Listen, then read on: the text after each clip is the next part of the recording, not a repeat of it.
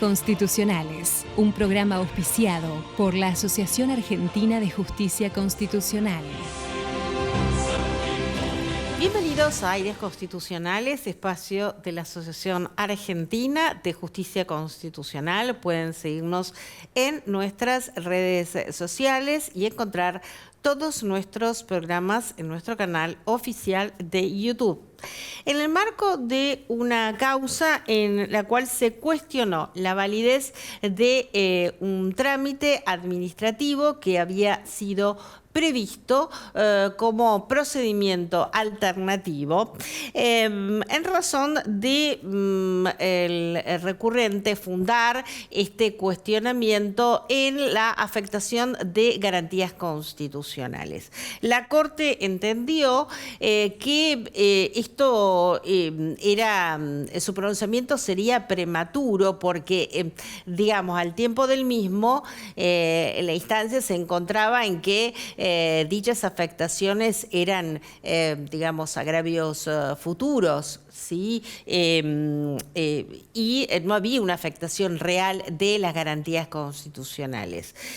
Conforme también lo que estableció o lo que manifestó el procurador fiscal, la Corte ya tiene expresado que cuando hay un sometimiento sin reserva a la jurisdicción de entes internacionales, esto impide su cuestionamiento posterior en el sentido de su idoneidad y de privación de acceso a la justicia. Máxime que una vez que haya finalizado ese procedimiento alternativo, el actor puede acceder a la instancia judicial correspondiente para que se examine si ha sido vulnerada la garantía constitucional del debido proceso en dicho trámite. En tal sentido, por unanimidad fue desestimada la queja. Muy bien, ahora vamos a ir a una breve pausa y luego estaremos conversando sobre los derechos colectivos, los conflictos colectivos.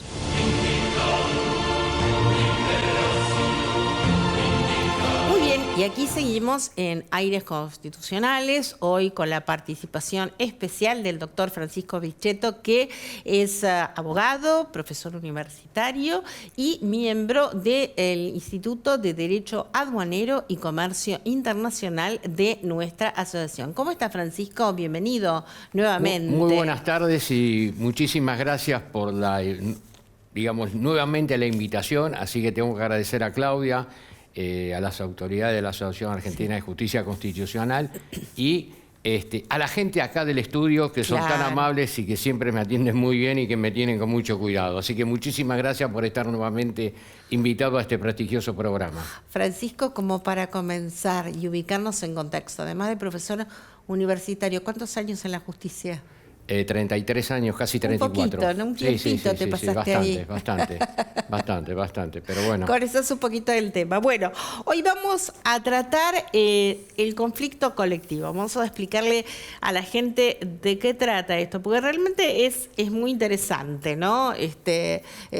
Hablar del concepto, hablar de, hubo un caso fundacional de las acciones justamente de clase, claro, y de defensa del medio ambiente, consumidores. Bueno, y esto está también vinculado con la reforma, ¿no?, de 1994. Así que tiene ingredientes muy interesantes. Sí. Primero, como buen profesor que sos, explícanos qué es un conflicto colectivo. Claro, pero antes de lo que está diciendo Claudia, como tengo el honor de que me invitaron a 2 programas y el tema de los procesos colectivos son bastante complejo el tema, bastante arduo para explicar, yo lo he decidido dividirlo en 2 facetas. La primera, que va a ser vista durante el programa de hoy, que trataremos de explicar quizás los lineamientos básicos de este proceso colectivo, y en la segunda oportunidad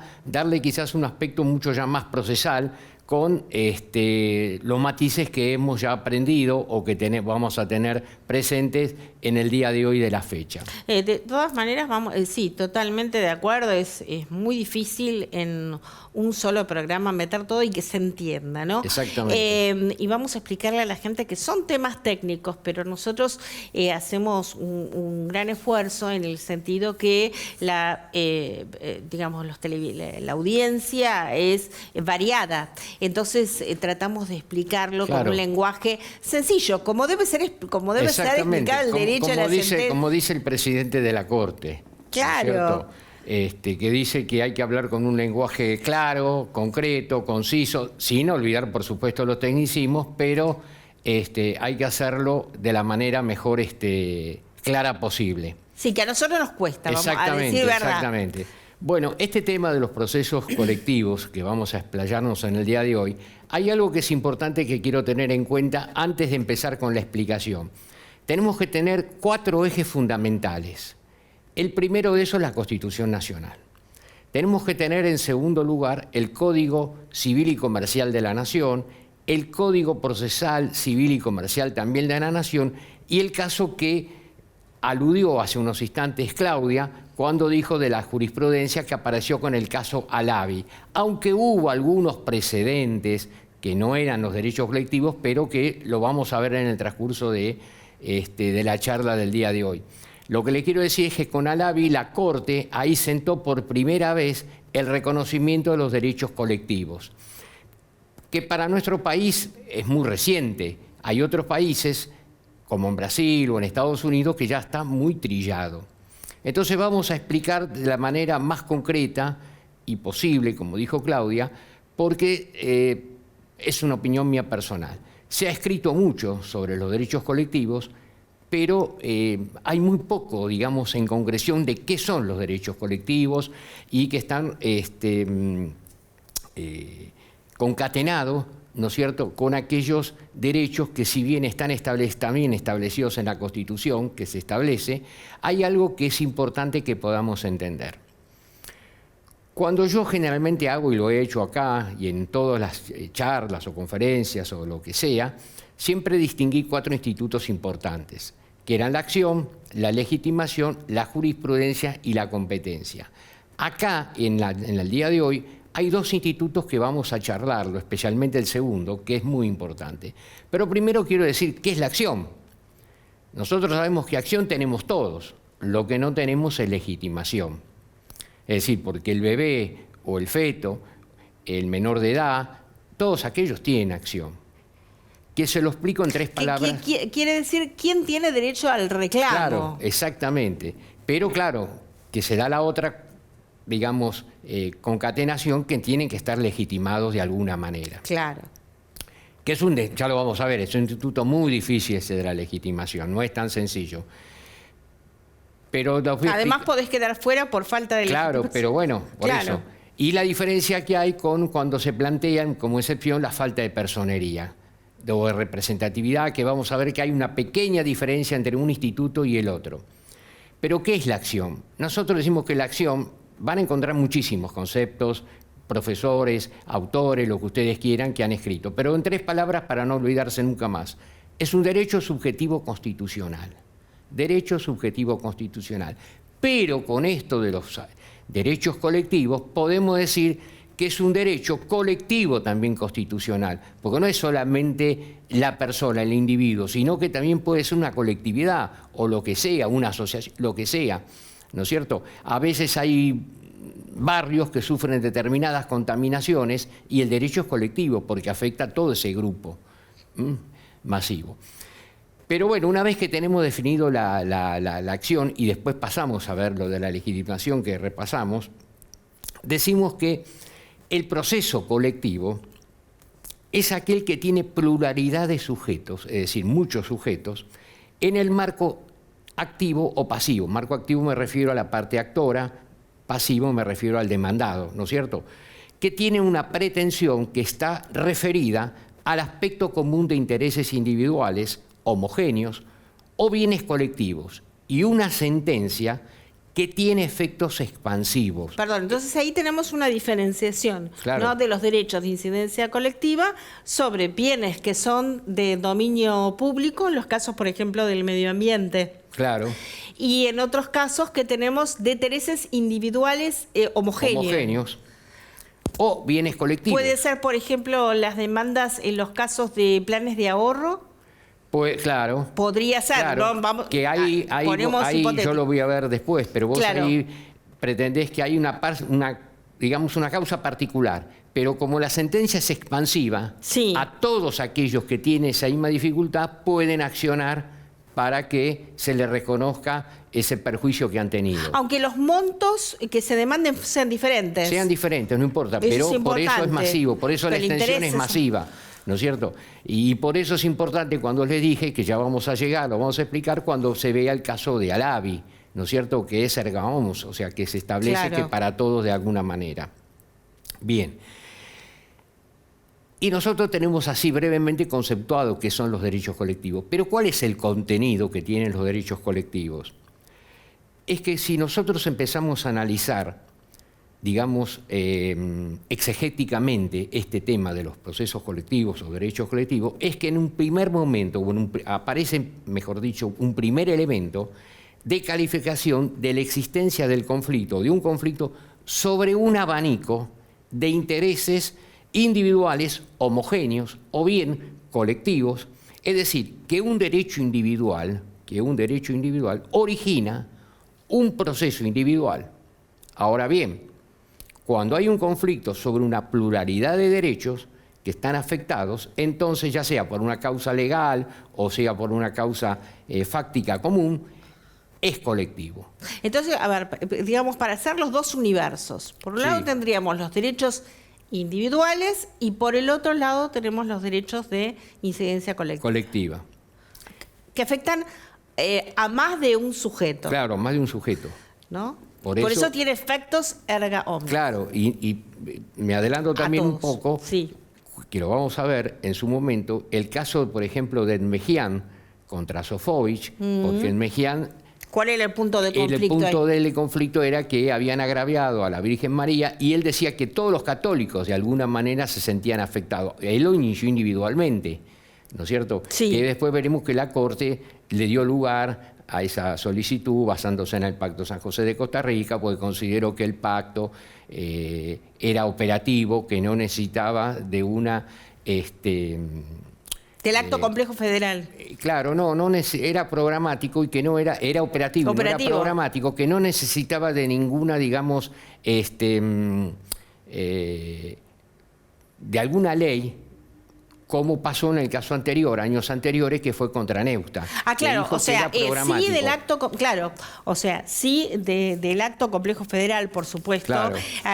Sino que no exigía una reglamentación, sino que era operativo para Era operativo directamente, Ahí está. ¿no es cierto? Y como muchos de ustedes se preguntarán y estarán escuchando el programa, dirán, bueno, la mayoría ahora ya se consideran dentro del ámbito constitucional, los tratados, que son operativos, salvo algunas cuestiones que podían ser programáticos, pero se supone que ya todo es operativo de alguna forma. Ujú. Sí, qué importante esto también para recordar respecto de los tratados, que bueno, que tienen esta instancia, la primera que negocia y suscribe el presidente, aprueba el Congreso y ratifica el Claro. presidente, para que tenga ese carácter de supralegalidad. Claro, que y no que ne- ya estaría, digamos, Claro. y algunos son, como decía en este caso, sí, operativas. Operativo, o sea, no programáticos, que son aquellos que necesitan de una ley, ¿no es De una cierto? ley que reglamente Que o- reglamente de alguna Claro. manera estos derechos, ¿no es cierto? Claro.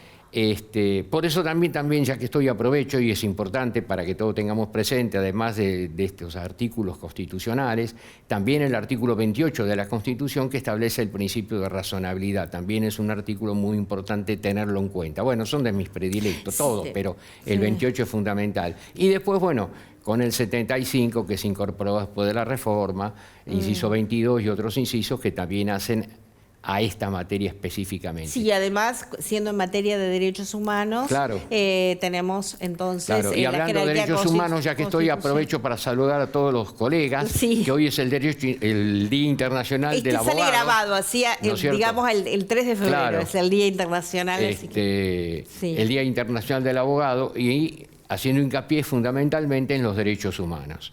Bueno, entonces, nosotros habíamos quedado que decíamos que es colectivo, sí. Pero también lo es cuando se refiere a un bien de incidencia colectiva.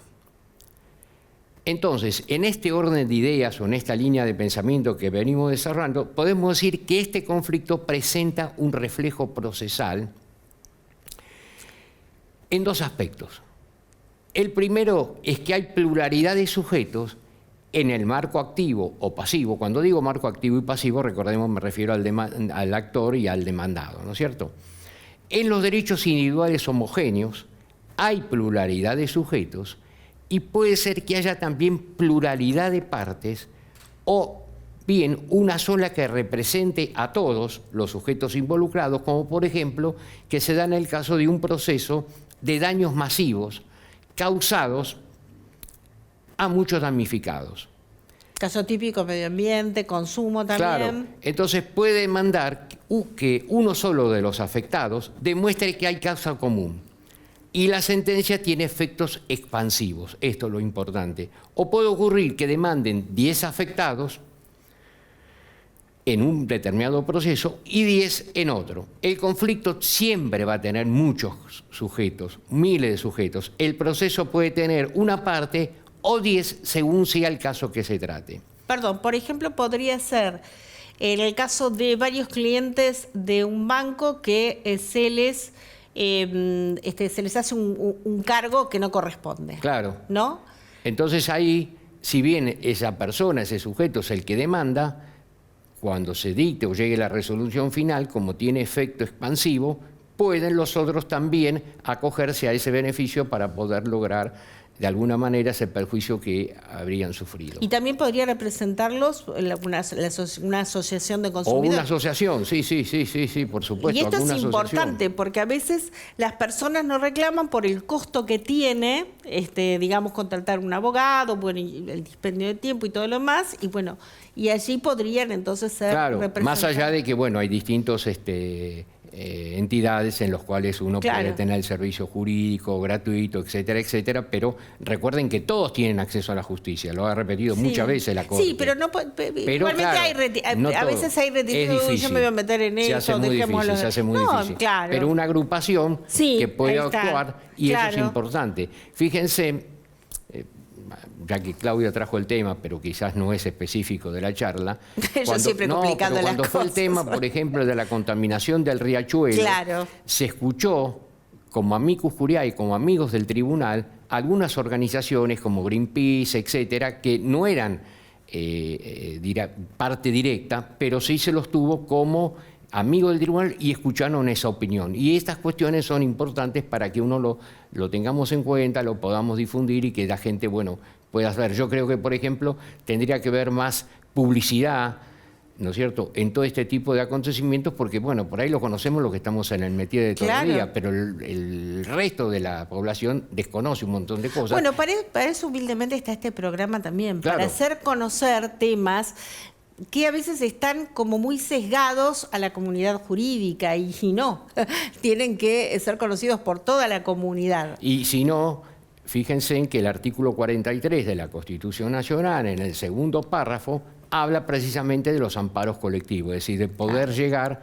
para ese grupo que se encuentra por ahí limitado o que no sabe cómo poder llegar a acceder a lograr un determinado beneficio. Y es importante resaltar que en el caso de los bienes colectivos no hay derechos sustantivos sobre el bien, pero hay pluralidad de sujetos que ostentan que la legitimación o que su legitimación, acuérdense que lo dije al principio, y también la legitimación hasta hoy en día es muy compleja de explicar, pero con 3 o 4 palabras, siguiendo al doctor Roland Arazi, él dijo que la legitimación, para que la podamos entender, es la condición necesaria para ejercer la acción. ¿Se acuerdan que dijimos que la acción la teníamos todos, pero no estábamos legitimados? Acá dice que la legitimación es la condición necesaria para poder ejercer esa acción. Cuando hablamos de legitimación, estamos hablando de, digamos, la suficiente representatividad Que del tiene sector. que tener, exactamente. Sí, que aquí sucedió, ¿te acordás? Por el decreto de necesidad de urgencia en el caso de los derechos de los trabajadores, quienes tenían legitimación, quienes no tenían legitimación, quienes representaban al sector de los trabajadores. Bueno, es un tema, ¿eh? Es un tema. Y además, esto de la legitimación está muy relacionado con los derechos transindividuales. Por lo tanto, en un proceso, puede haber una parte que los represente a todos, ¿no es cierto? O varias partes que representen a diferentes grupos. Como ser, por ejemplo, como dije antes, la contaminación del río. Afecta el bien colectivo.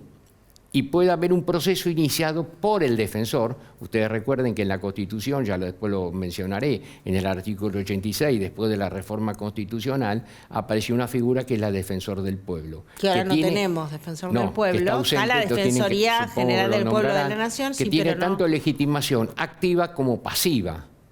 Es decir, legitimación me refiero activa y pasiva desde el punto de vista procesal, que eso es muy importante, ¿no es cierto? O puede Vamos ser... a hacer mención que el último defensor fue el doctor Eduardo Mondino. En el 2009. Desde allí que no tenemos, hemos tenido en un programa anterior al doctor Alejandro Anató, que está a cargo. Sí, justamente de de la gestión de los conflictos públicos, ¿no?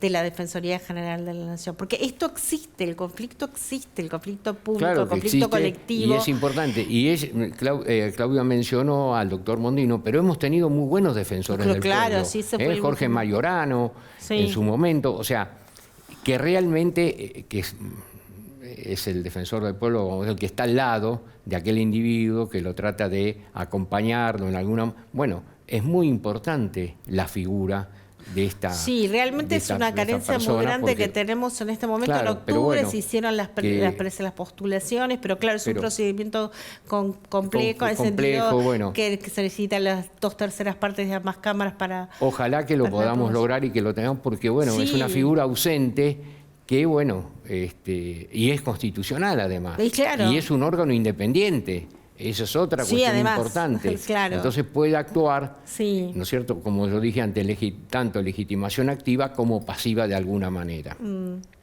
Así es. Tengamos en cuenta, vamos cerrando ya, que tenemos menos de 3 minutos. Bueno, digo, para que no nos quedemos... Esto es digamos, ese primer elemento. Sí. Y siguiendo con esta línea o razonamiento, aparece en escena un segundo elemento de calificación que está dado por los efectos expansivos de la sentencia, porque esto también hay que tenerlo en cuenta, los efectos expansivos de la sentencia cuando se resuelve, que exceden a los actores del proceso. El ejemplo fue el que dio Claudia antes cuando dijo que alguien reclama ante un banco por determinados pagos que le descuentan, exceden entonces al grupo, es decir, que todos quedan comprendidos de alguna forma, ¿no es cierto?, con esa,